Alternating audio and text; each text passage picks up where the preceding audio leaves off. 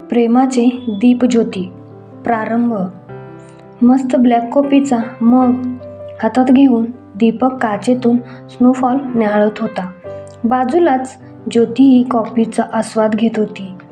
दीपक बोलत होता, हा कापसासारखा पडणारा बर्फ पाहिला की मला आपण लग्नानंतर फिरायला नैनितालला गेलो होतो ते दिवस आठवतात. आकर्षक वाटली ती हिरवीगार कुरणे, बर्फाचे डोंगर, टुमदार घर, स्वच्छ निळे रस्ते, हेवा वाटावाशी गावं. त्यात तू स्नोफॉल बघत स्वतःला हरवून घेतलं होतं आणि मी तुला बघत तुझ्यात हरवलो होतो. काय सुंदर दिवस होते ना ते. तेव्हा तू मला म्हटलेलं, मला चांगलं आठवते दीपक, मला ना असं कुठेतरी राहायला आवडेल जिथे तू आणि मी, आपलं छानसं लाकडी कौलारू घर, बाहेर असाच बर्फ पडत असेल आणि हो, घराला मोठ्या काचेच्या खिडक्या, म्हणजेच घराच्या कुठल्याही कोपऱ्यातून पाहिलं तरी बाहेर हा कापसासारखा पडणारा बर्फ, हिरवीगार कुरणे, बर्फाची डोंगर आणि निळेसर पाणी दिसेल. पण खरं सांगू ज्योती, त्या नैनितालच्या हॉटेल रूमच्या वस्तू पुरुषाने तथास्तु म्हटलं असावं आणि आज आपण इथे कॅलिफोर्नियामध्ये आपल्या घरात आहोत. दीपक ज्योतीच्या मस्त गप्पा रंगल्या होत्या. तेवढ्यात सार्थक सांगत आला, ए बाबा, डॉक्टरांची उद्याची अपॉइंटमेंट मिळाली आहे. दीपकच्या जीवात जीव पडला. कितीतरी दिवस झाले अपॉइंटमेंट हवी म्हणून फॉलोअप सुरू होता. पाणावलेल्या डोळ्यांनी दीपकने सार्थकच्या खांद्यावर हात ठेवला. बेजबाबदार आयुष्य तुम्हाला कधी मोठं होऊ देत नाही आणि जबाबदारी घेतल्यावर तुम्हाला कधी लहान होता येत नाही. सार्थकही दीपकच्या हातावर हात ठेवत म्हणाला, ए बाबा, रिलॅक्स, सगळं ठीक होईल, काळजी नको रे करूस. मी डॉक्टर झाल्यावर इथे अमेरिकेत रेसिडेन्सी करत असतानाचा माझा एक मित्र आहे. त्यांनी सुचवलेत हे डॉक्टर. मला खात्री आहे आपल्याला नक्कीच फायदा होईल. सार्थक दीपकला खात्रीवाजा धीर देत होता. दीपकचा चेहरा मात्र तसा निष्क्रियच वाटत होता. दीपक बाहेर पडणाऱ्या बर्फाकडे बघत बोलत होता, तुला माहीत आहे सार्थक, तुझ्या नाना आजोबांनी जेव्हा ज्योतीचा हात माझ्या हातात दिला तेव्हा म्हणाले, माझी ज्योती मनाने खूप हळवी आहे. तिच्या मनातलं पटकन कोणाला सांगत नाही, खूप खंबीर आहे असं दाखवते, पण आतून तशीच भांबवलेली असते, तेवढं मात्र समजून घ्याल. दीपक तसाच कधी बाजूला बसलेल्या ज्योतीकडे तर कधी बाहेर पडणाऱ्या बर्फाकडे बघत होता. ज्योतीचा अतिशय सौम्य सोजवळ चेहरा आणि पाणीदार बोलके डोळे, बोलणं इतकं लागवी की शत्रूलाही आपलंसं करेल असंच म्हणायला, हुशार आणि स्वकर्तृत्वावर भाळणारी, आणि तेच तिने दीपकमध्ये हेरलं आणि लग्नाला होकार दिला.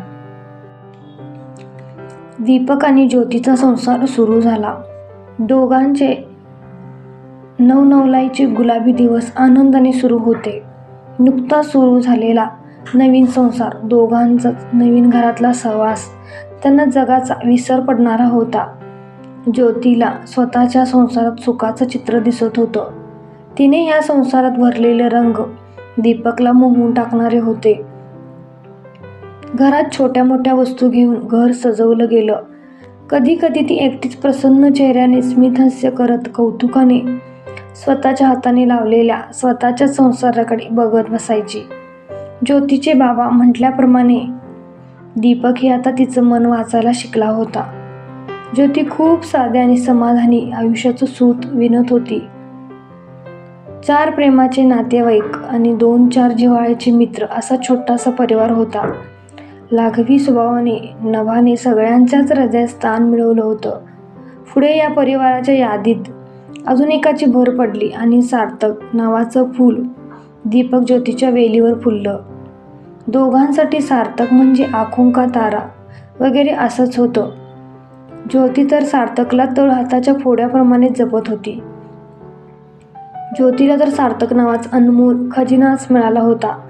कशात तरी रमून गेल्याशिवाय माणूस सुखी होत नाही, तशी ज्योती सार्थकमध्ये रमली होती आणि दीपक ऑफिसचं काम आणि नुकतंच मिळालेलं प्रमोशन. सुखाने यायचंच म्हटलं तर सगळीकडून ते वाट काढत तुमच्यापर्यंत पोहोचतंच.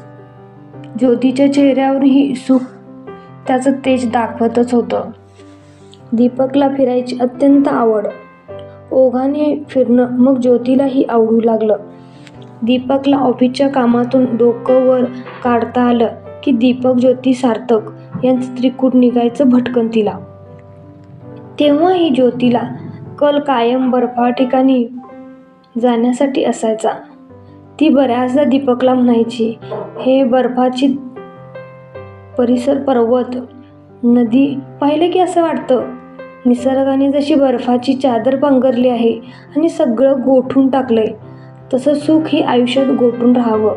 ज्योतीला बर्फाबद्दल असणारं आकर्षण आताशा लक्षात आलं होतं.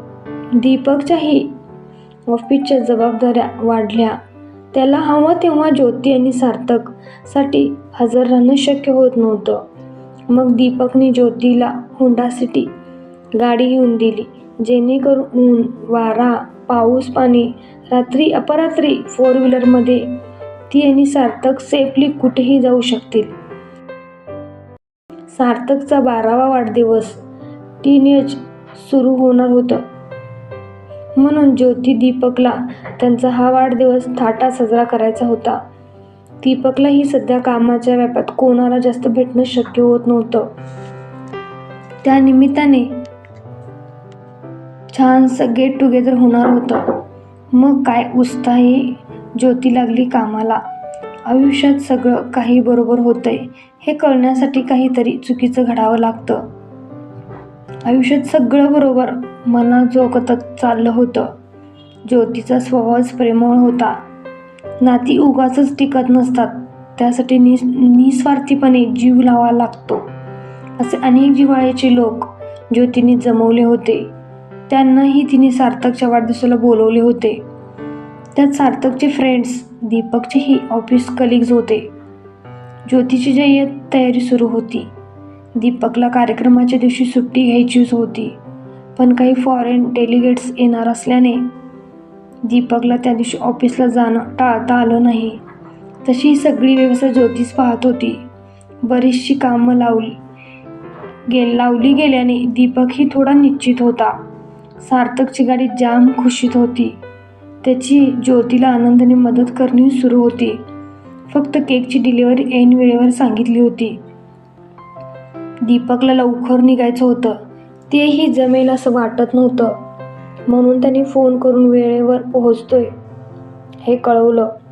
तेवढ्यात केकच्या दुकानातून फोन आला की केकची डिलिव्हरी करायला माणूस अवेलेबल नाही आहे, त्यामुळे केकची डिलिव्हरी होऊ शकणार नाही. सार्थकचा मूडही तिला सांभाळायचा होता. तिने सगळी तयारी केली आणि लगेच केक घेऊन येते असं सार्थकला सांगून निघाली. घड्याळाचा काटा पुढे सरकत होता. सार्थक तयार होऊन दीपक आणि ज्योतीची वाट पाहत होता. दीपकला सार्थकने फोन केल्यावर त्याने ऑन द वे आहे, 10 मिनिटात पोहोचतो असं उत्तर दिलं. ज्योतीला फोन केल्यावर तिनेही केक घेतलाय आणि 10-15 मिनिटात पोहोचते असं उत्तर दिलं. सार्थक आता म्युझिक स्टेशनची सेटिंग करण्यात गुंतला होता. घराच्या एका भागात सार्थकची टीन एजर्सची बर्थडे थीम होती, तर दुसरीकडे नॉर्मल मित्रांचा कट्टा होता, जेणेकरून दीपकही एन्जॉय करेल. एवढ्यात बेल वाजली. दारात दीपक होता. ज्योती, सॉरी, मला ना जरा उशीरच झालाय, पण डोंट वरी, आता मी तुझ्या समोर हजर आहे. तू सांग फक्त काय करायचं आहे. सार्थक सांगू लागला. अरे बाबा, ती अजून आली नाहीये, केक आणायला गेलीये, पण तिला फोन केलाय, पोहोचच असेल. परत बेल वाजली. आता मात्र परत ज्योती नसून ज्योती दीपकचे काही फॅमिली फ्रेंड्स होते. 20-25 मिनिटं होत आली होती.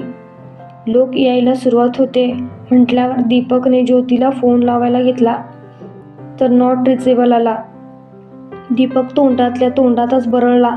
नेहमीप्रमाणे हिने कामाच्या गडबडीत नक्कीच फोन चार्ज केला नसेल, कार्यक्रमाच्या गोंधळातही घड्याळाचे काटे दीपकला स्पष्ट ऐकायला येत होते. ज्योतीला सतत फोन लावणं सुरू होतं, पण अजूनही तिचा फोन नॉट रिचेबलच होता. वाट पाहून डोळे थकले होते. आलेल्या गेटच्याही एव्हाना लक्षात यायला लागलं होतं की काहीतरी गोंधळ सुरू आहे. दीपक तडक ज्योती शोधायला केकच्या दुकानावर जाण्यासाठी निघाला. मनात असंख्य विचारांनी जाळं विणायला सुरुवात केली होती. रस्त्यात ट्रॅफिक जाम होतं, तरी हा रस्ता काढत निघत होता. रस्त्यात ॲक्सिडेंट झाला होता असं लक्षात आलं. रस्त्यातून वाट काढत जाताना सहज लक्ष गेलं तर ज्योतीचीच गाडी दिसली.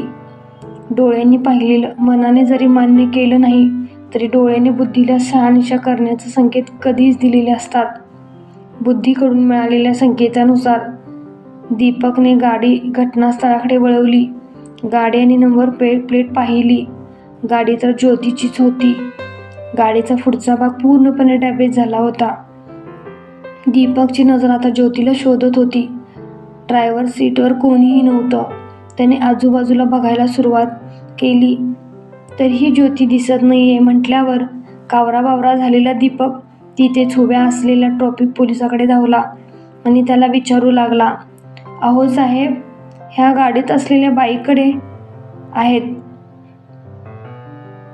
ट्रॅफिक पोलिसांनी अगदी रुक्ष पण कणखर आवाजातच विचारलं, "तुम्ही कोण?"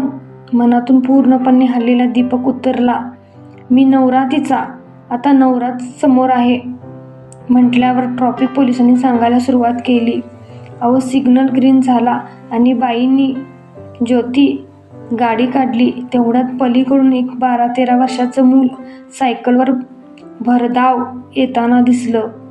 त्याला वाचवावं म्हणून बाईंनी स्टेअरिंग वळवलं आणि जाऊन धडकल्या समोरच्या भिंतीला. माझी ड्युटी ह्याच सिग्नलला होती. मी पाहिलं ना ते. लगेच धावत गेलो. पाहिलं तर बाई बेशुद्ध झाल्या होत्या.